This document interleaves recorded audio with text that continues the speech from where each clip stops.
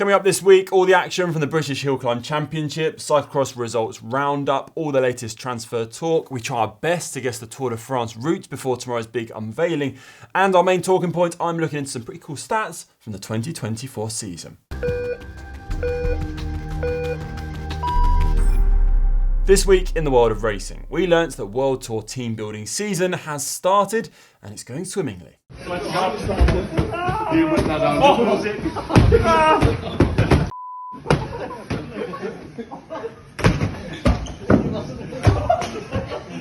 Boys will be boys, hey? We also learnt that today Pogačar will not be moving teams anytime soon. He has just signed another contract with UAE team Emirates, taking him with the team until 2030. So he will remain there for the foreseeable future. We also learnt that Chris Hoy's legend status just keeps on increasing. That is going to be a great read, no doubt. And just how strong is that man in every sense of the word. And finally, we learnt that in cycling over history, there have been some iconic champions of our sport. The badger, the shark, the wolf pack, the cannibal, and now the squirrel. That was Wout van Aert on the Belgian version of The Masked Singer. Apparently his song choice was Song 2 by Blur. I'm not sure if that has got anything to do with, constantly coming second behind Matthew van der Poel. Sorry, Wout, had to go there. But you know what? I thought it was a solid effort, and I think we've got boy band potential, so please give us a call and I'll hook you up with someone I know. Aero. Right, on to GCN's stats of 2024. A few stats to round up the year that you might not have heard of, and singles out a few riders and teams who didn't necessarily take the major headlines. Starting us off with a popular stat amongst the riders themselves, the most race days. So Austrian Patrick Gamper took this one for the men. Riding for Bora Hansgrohe, he amassed 92 days of racing, which is pretty impressive. Italian Giorgia Vettarolo riding for Swiss team Roland for the women racked up 65. Arkea B&B Hotels actually raced the most amount of kilometres though as a team, with over 314,000 kilometres completed. That's nearly 8 times around the world. Guillaume Martin of Cofidis though was the most committed. He completed 88 race days this season without a single DNF, which is pretty crazy. Most time spent in a breakaway, a popular stat for me. I did love a good break and respect any rider who gets out front for a long proportion of time. Manuel Tarosi of Bardiani took it this year. He raced 12,385 kilometres over 81 days of racing and spent 1,961 kilometres of that in front of the peloton. That's actually 14k ahead of Jonas Abrahamsen, who spent much of the tour in breakaways. Movistar as a team spent the largest proportion of time though in breakaways, 12,879 kilometres as a team off the front. The most wins as a team after UAE, of course, they are miles ahead of everyone. Little Trek, fair play to them for cracking 42 wins in a season. UAE, by the way, got 81 and also had the most amount of different winners. 20 different riders took a win for them in 24. Although UAE also managed to earn themselves the most UCI penalty points of any team too. Team SD Works Pro Time took the most wins for the women's squads of 64 and also had 10 different winners on the squad, the most of any women's World Tour team. The most wins per bike brand in UCI races, a stat which is often overlooked, but maybe we should celebrate more in a sort of Constructors' Championship. Specialized took the unofficial win. 202 wins across men's and women's races were taken on a specialised bike. That's nearly double Colnago, who came in second, and Trek in third. Mexican rider Isaac Del Toro was the youngest rider to take a World Tour victory this season. As a 20-year-old, he managed his first victory on his third race day as a pro at the Tour Down Under, and he also podiumed his first race day too at the Cadel Evans race. The most nations raced in, this is an interesting one, Bart Buch, 50 different countries. What about the fastest TT in a World Tour race? That was taken by Brandon McNulty, 57.2 kilometers an hour in stage 1 of the Vuelta a España. And on the topic of speed, the 24 season as a whole was the average fastest speed ever on record, as I mentioned in a video I presented on GCN recently titled Should We Be Suspicious of Pro Cycling? It was 42.229 kilometers an hour average this year, the first time it's ever dipped over 42k an hour. The fastest race, the fourth stage of the Renui Tour, won by Jasper Philipsen with a speed of 49.3 an hour for 178 kilometres. The fastest race in the Women's World Tour was the fourth stage of the Vuelta a España Femenina, won by Christian Faulkner, with a speed of 46.8 kilometres an hour. What's mad though is that the fastest average speed for a race with more than 2,000 metres of altitude was stage 1 of the Tour of Austria, won by David de Preto of Jayco-AlUla with a speed of 48.9 kilometres an hour. Last up, 5 riders who deserve a shout out for managing to finally complete a win in all Grand Tours this season: Ben O'Connor, Alaphilippe, Pogačar, Carapaz and Evenepoel. Most wins in the Women's World Tour this season though. Last plaudits go to Lorena Wiebes with 22 wins. Right then, on to this week's news, and before I get onto the cyclocross, I'll start with what is another blow to UK cycling, as it was announced on Friday that Warner Brothers Discovery would have exclusive rights to the Tour de France in this country from 2026. That means that 25 will be the last year that you can watch the race for free on ITV4. Now, I've got to say, I'm kind of worried about that. I'm worried about how non-cycling fans in the UK are ever going to stumble across our amazing sport if it's only available behind a paywall. Warner Brothers Discovery does a great job with their coverage. They showcase almost every professional race in the world, live and on demand. And they put a lot of time, money and effort into making the Tour de France coverage as good as it can be. They first broadcast the event back in 1991, so they have a long history in the sport. However, I see them as a broadcaster that fans go to after they've already been converted. That's certainly the case for me. I pay for Discovery Plus here in the UK so I can watch the racing when I have time.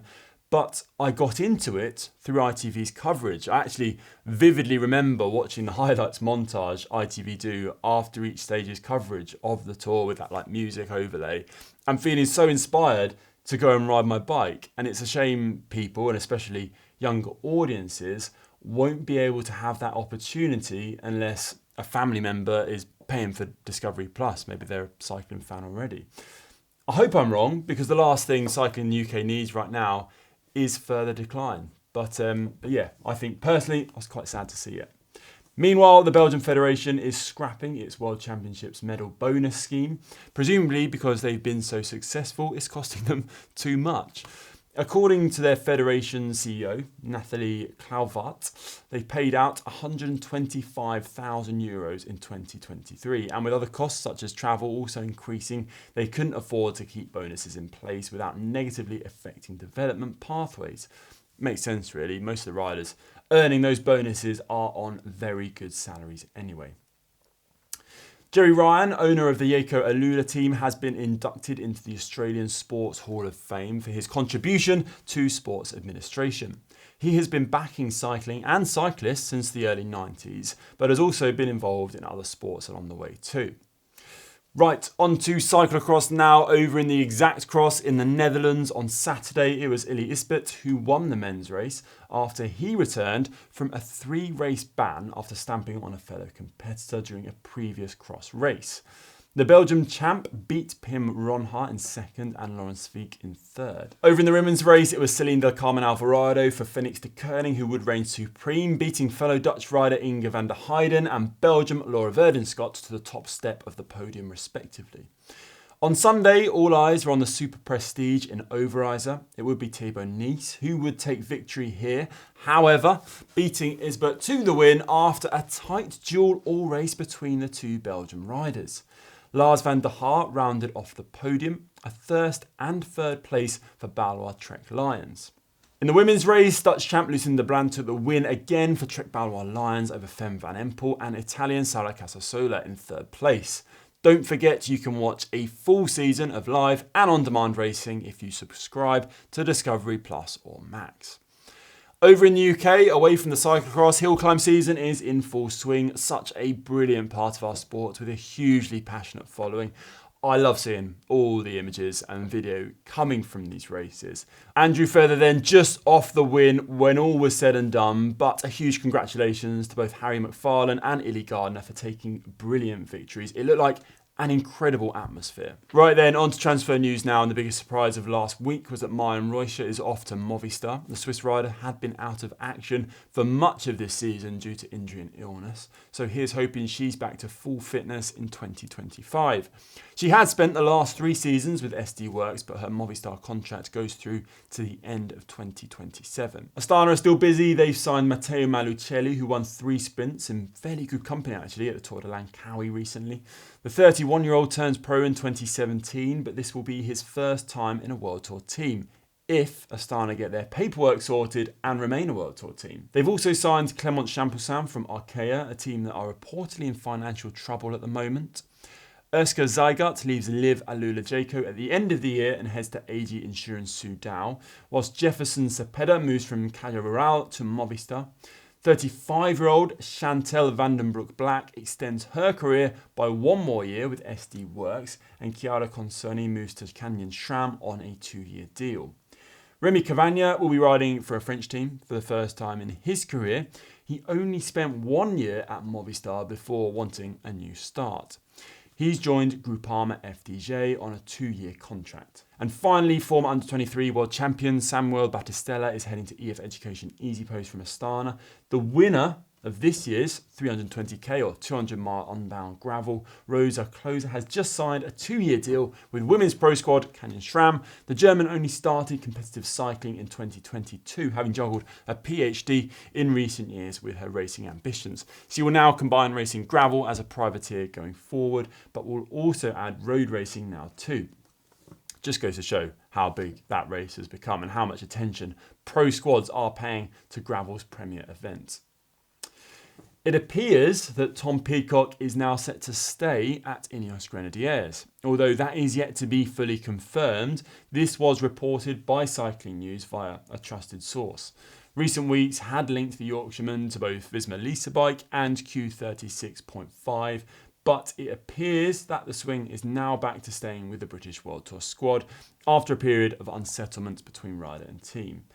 There have been recent management changes at Ineos too, with Norwegian Kurt Assel Arvesen taking the role of head sports director and British track and sprint specialist Dr. Maidi Cordy the role of lead performance coach. And do make sure actually that you check out Dan's piece on Ineos Grenadiers from the weekend if you haven't done so already. It provides some really great insight into the team looking back over the past seasons. American Larry Warbass has secured a team for 2025 season, a move which many will be very glad to see, including myself. Go on, Larry.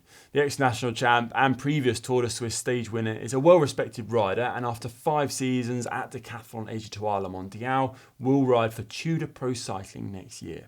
The bikepacking trips can wait a little longer, Larry. And good luck, dude. Tomorrow, the Tour de France and Tour de France Femme avec Zwift route is announced in Paris at a presentation hosted by race directors Christian Prudhomme and Marion Roos. With the Olympics out of the way, the women's race returns to finishing directly after the men's. Actually, it's overlapping by 2 stages, with the men's race starting in Lille and finishing in Paris once more. The rumours are swirling still. We do know the women's route is 9 days long and starts in Brittany. It's thought that the race could move through the centre of France from Brittany with a possible finish in the Alps. The Col de Glibier has been mentioned, as has a finish to the Châtel ski resort. The men's race is also rumoured to venture to Brittany, with the infamously steep Mur de Bretagne making an appearance. In the Pyrenees, climbs such as the Hautacam have been well touted, as well as a mountain TT to the Alta Porte de Peyresourde. As the race hits the Alps in the 3rd week, it's thought that Mont Ventoux will be included, as will the Col de la Loze and Glandon. Those, though, are the rumours. Be great to see Ventoux back in the race. Let's see what the official route looks like tomorrow when the announcement is made. Right then, that is all we have time for. As always, thanks for watching and catch you next week.